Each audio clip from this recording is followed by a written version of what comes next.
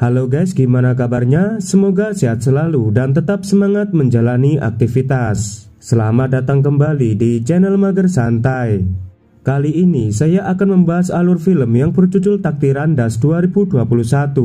Jika Indonesia pernah memiliki seorang sniper paling mematikan di masa Perang Timur Timur yang bernama Bapak Tatang Koswara, negara Iran juga memiliki sniper paling ditakuti yang bernama Muhammad Abdul Zarin, seorang sniper yang telah membunuh 700 tentara selama Perang Iran-Irak.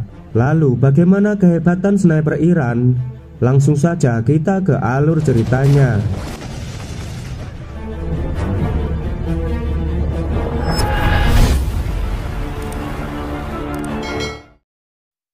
Film berawal memperlihatkan para tentara Irak sedang membawa dua orang tawanan dari negara musuh mereka Iran untuk dilepaskan di wilayah perbatasan. Kedua tawanan tersebut merupakan kakak beradik. Seorang perwira militer yang bernama Abdul Qadir memerintahkan anak buahnya untuk melepaskan tawanan. Tapi penjaga perbatasan mengatakan bahwa hanya ada satu tawanan yang akan dibebaskan.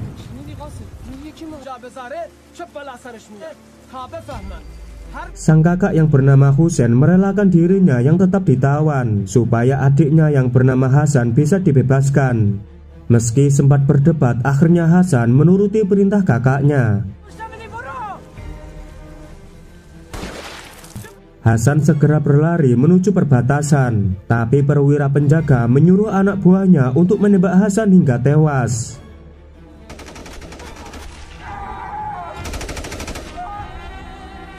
Di saat Husain juga akan ditembak dan tiba-tiba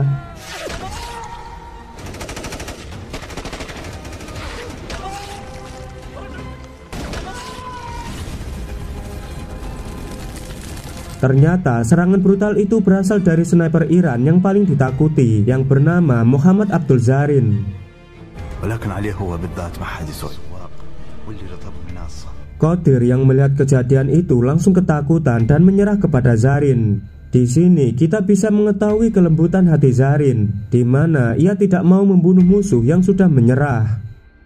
Kemudian Zarin membawa Husain ke markasnya, sementara Qadir mengadu pada jenderal jika semua pasukannya dibabat habis oleh sniper Iran. Mendengar itu, para petinggi militer Irak ketar-ketir atas kemunculan Zarin yang dikenal dengan kehebatannya.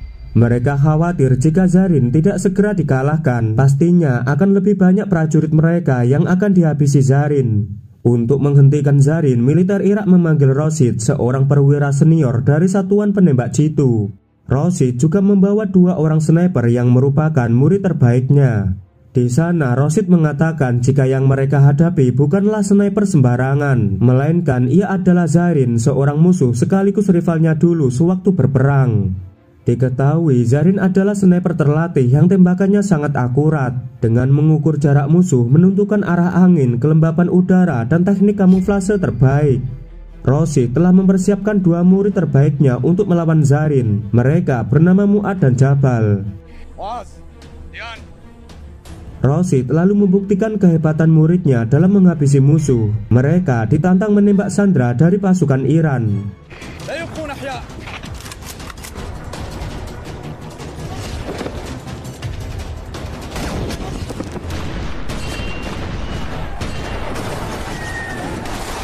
Adegan berpindah ke markas pasukan Iran. Kita diperlihatkan seorang komandan pasukan Iran yang bernama Amir Reza. Reza mengatakan kepada bawahannya, sebenarnya dia sangat khawatir jika pasukan Irak akan melakukan serangan dadakan, mengingat Irak mempunyai banyak pasukan tempur dan persenjataan yang lebih canggih. Di sisi lain, ternyata Zarin sedang berada di wilayah musuh untuk mengamati pergerakan dan aktivitas pasukan Irak. Tak lama kemudian, Zarin diperintahkan Amir Reza untuk kembali ke markas. Sebelum pergi dari sana, Zarin memberi roti untuk koloni semut. Terlihat dia sangat penyayang kepada sesama makhluk. Rosid dan Qadir sedang berdiskusi dan menganalisa posisi yang biasanya digunakan Zarin untuk bersembunyi. Sebagai seorang sniper berpengalaman yang pernah menjadi rival Zarin, Rosid sangat paham di mana titik lokasi sniper bersembunyi tanpa diketahui musuh. Di depan prajurit lainnya, Zarin memberi arahan bagaimana cara menjadi sniper hebat.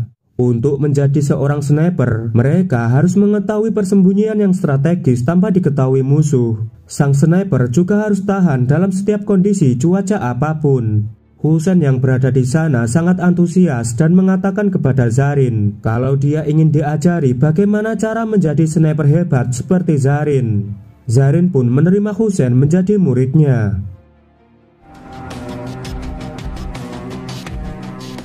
Di sisi lain, Rosid membawa muridnya ke lokasi perbatasan. Setibanya di sana, Rosid bisa membayangkan bagaimana tentara Irak dihabisi Zarin pada malam itu.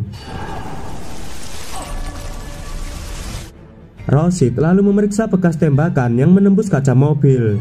Dengan pengalamannya, Rosid langsung mengetahui posisi Zarin ketika melancarkan serangan.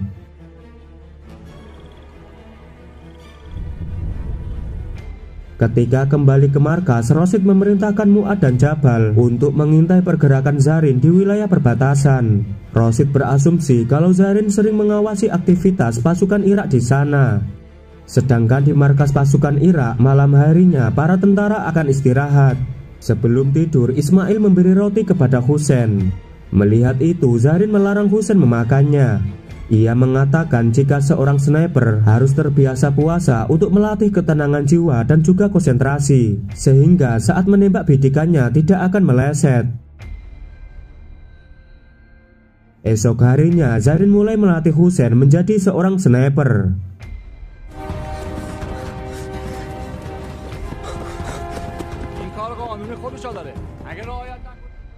Ketika Husain membuat kamuflase, ia malah dimarahi Zarin karena teknik kamuflasenya masih sangat buruk, sehingga musuh akan menemukan persembunyiannya. Dia juga membuang botol minum Husain, sebab sniper harus bisa menahan dahaga dan bertahan di kondisi sesulit apapun. Zarin lalu mengajak Husain untuk mengintai musuh di perbatasan. Sesampainya di sana, mereka melihat tentara Irak sedang sholat. Husain menyarankan Zarin untuk segera menembak musuh. Tapi Zarin menolaknya dan menjelaskan kepada Husain, mereka memang musuh ketika di medan pertempuran dan yang dihadapi hanyalah manusia. Namun ketika musuh beribadah, maka urusannya dengan Tuhan. Tak mungkin seorang makhluk yang lemah berperang melawan Tuhan yang maha segalanya. Mendengar semua ucapan Zarin, Husain hanya bisa istighfar. Zarin lalu melatih Husain membidik target di sebuah tempat latihan menembak, tapi Husain belum bisa membidik sasaran dengan tepat.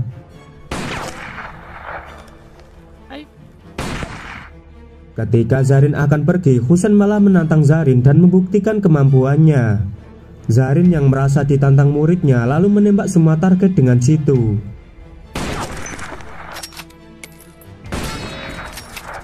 Melihat kemampuan gurunya, Husain malah putus asa menjadi seorang sniper. Mental Husain yang lemah, Zarin merasa kecewa lalu pergi meninggalkannya.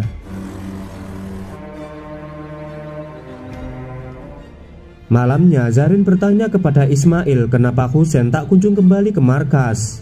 Kemudian Ismail menjawab jika Husain sedang berada di perbatasan. Zarin yang tahu jika perbatasan adalah tempat berbahaya bergegas menyusul ke sana.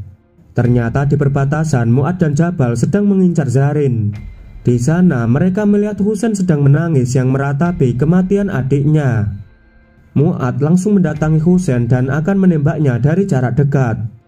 Namun tiba-tiba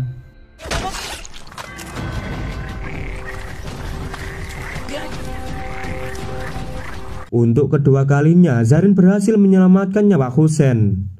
Zarin lalu menyuruh Husain untuk bergerak menjadi umpan supaya dirinya bisa mengetahui posisi Jabal.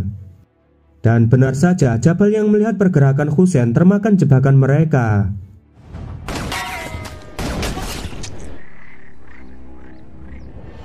Esok harinya, jasad Mu'ad dan Jabal dibawa ke kamp Irak.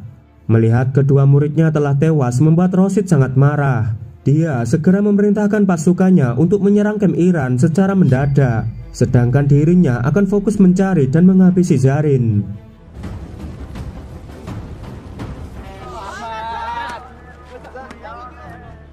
Husain mengantar makanan kepada gurunya, sedangkan Zarin sedang memandangi foto keluarganya yang sangat ia rindukan. Zarin mengatakan jika ia terpaksa meninggalkan keluarganya demi membela negara.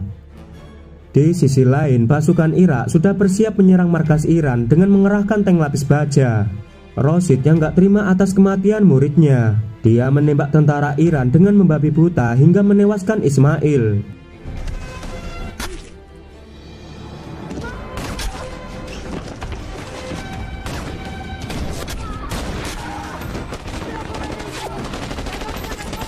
Mendapat laporan adanya serangan sniper musuh, Zarin pun segera bersiap ke medan pertempuran. Tapi Reza berusaha mencegah Zarin. Menurutnya sniper musuh sedang memancing Zarin keluar. Mendengar itu, Zarin mengatakan dengan tegas jika selama ini dirinya sama sekali tidak takut dengan kematian, dan ia sudah bertawakal atas keselamatannya kepada Tuhan.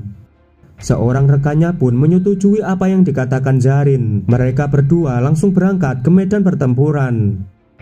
Setibanya di sana, banyak sekali kepulan asap, serta jarak pandangnya terhalang oleh tank baja milik tentara Irak, sehingga Zarin kesulitan mencari keberadaan Rashid.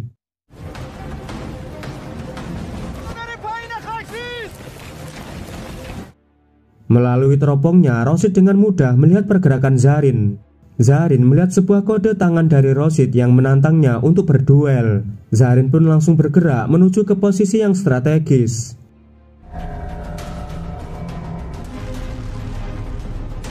Ketika saling membidik, mereka mengingat duel sniper masa lalu. Waktu itu Zarin membuat Rashid terpojok dan tidak bisa apa-apa. Tapi Zarin tidak membunuhnya, melainkan hanya menembak telunjuk kanan Rashid sebagai peringatan. Dari kejadian itu, Rashid sangat berambisi untuk membunuh Zarin. Tapi di duel kali ini nampaknya Rashid yang diuntungkan, karena ia lebih cepat menembak Zarin dan membuatnya tumbang. Rashid lalu memberikan komando untuk segera menyerang markas Iran, karena sniper andalan mereka yaitu Zarin sudah berhasil ia tumbangkan.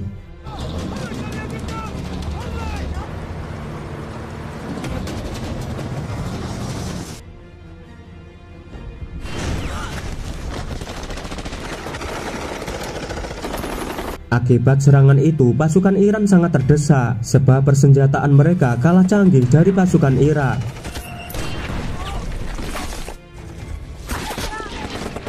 Di tengah kekacauan, ternyata Zarin masih selamat, karena tembakan Rashid hanya mengenai telinga kanannya. Zarin pun kembali bangkit dan membidik satu persatu pasukan Irak dengan snipernya.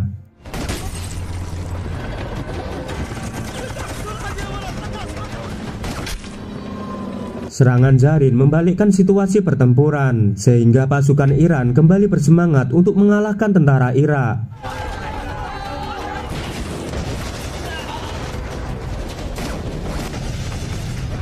Merasa serangannya telah gagal, Jenderal Qadir langsung menarik mundur pasukannya kembali ke markas. Zarin yang melihat Rashid langsung menembak bahunya sebagai isyarat peringatan kedua.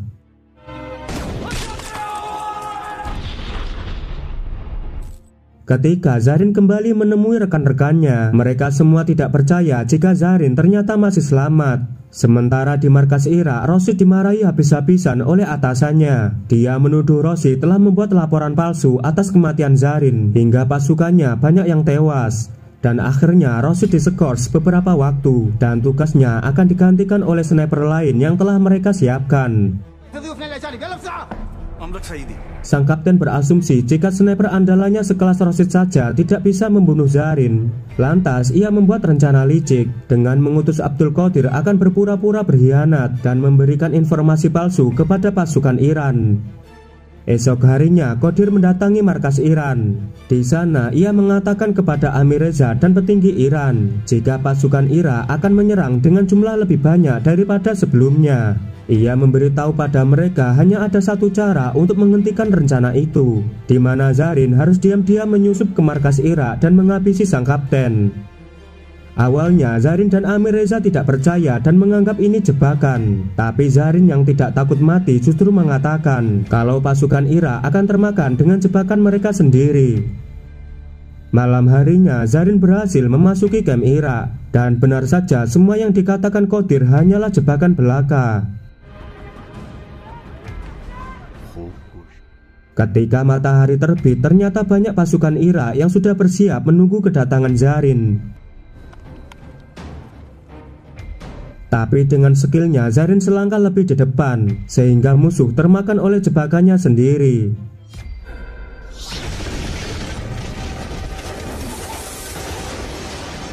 Ternyata Zarin sedang bersembunyi di sebuah gubuk di pinggir rawa. Di sana Zarin mulai membidik dan mengheadshot semua sniper musuh.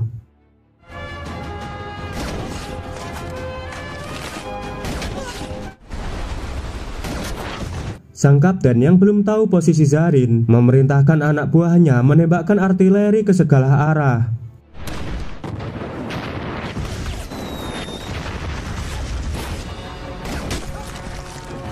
Tapi sialnya seorang sniper melihat gubuk tempat Zarin bersembunyi.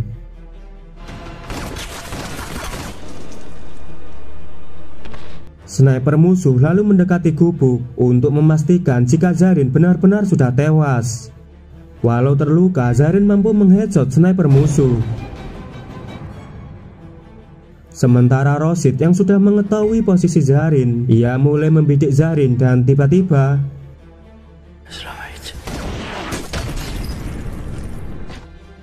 kali ini Zarin tidak mengampuni Rosid. Akibat terkena banyak tembakan di tubuhnya, Zarin sudah tidak sanggup bertahan lagi, dan akhirnya Zarin menghembuskan nafas terakhirnya. Di akhir film terlihat Hussein mengintai musuh di perbatasan dengan menggunakan senjata sniper peninggalan Zarin. Kali ini Hussein melanjutkan misi yang sebelumnya menjadi tugas gurunya. Dengan tembakan jitu, Hussein berhasil menembak kapten pasukan Irak. Oke guys, terima kasih sudah menonton film ini sampai selesai. Jangan lupa klik tombol like, subscribe, dan aktifkan loncengnya. Kalau sudah, saya ucapkan terima kasih. Sampai jumpa di video selanjutnya.